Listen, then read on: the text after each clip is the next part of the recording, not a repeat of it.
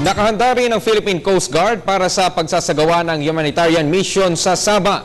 Ito ay upang tumulong sa paghatid sa sangkot sa standoff na nais nang bumalik sa Pilipinas. Samantala, kumpiyansa rin ang Philippine Coast Guard na matatapos sa lalong madaling panahon ang salvage operation sa US Navy ship na USS Guardian na sumadsad sa Tubataha Reef. May report si Noel Perfecto. Nasa Zamboanga area na ang dalawang search and rescue vessels ng Philippine Coast Guard para sa pagpapatupad ng anumang humanitarian mission na posibleng maganap sakaling magbalak na bumalik sa bansa ang mga Pilipinong sangkot sa nagaganap na standoff sa Sabah, Malaysia. Ayon kay Coast Guard spokesperson Commander Arman Balilo, sangayon na rin sa atas ni DOTC Secretary Abaya, maaga pa lamang ay nagpalaot na ang SAR V002 EDSA at ang SAR V3504 na Davao del Norte, kasama mga medical teams, gamot at iba pang paraphernalia na magagamit sakaling matuloy ang misyon.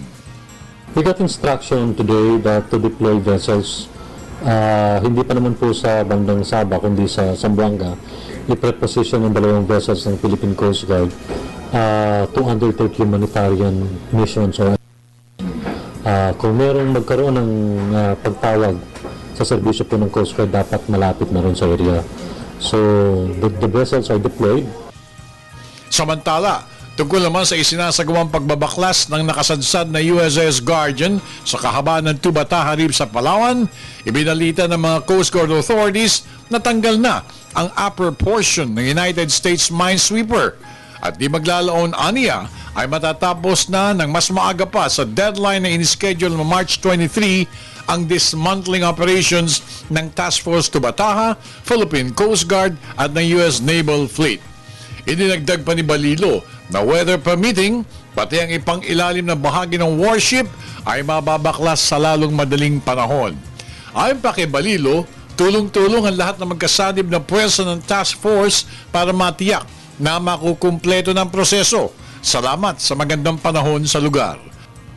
Maganda yung panahon ngayon dun sa Palawan na tuloy-tuloy yung salvage operations.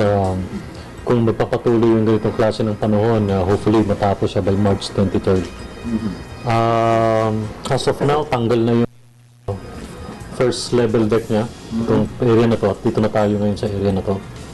And pagkatapos ng pag bumaba na niyan, i-empty nila yung mga laman ng sa lower deck at pagkatapos magtutuloy-tuloy na yung dismantling ng ship, cutting. Para sa Telebisyon ng Bayan, ako naman si Noel Perfecto.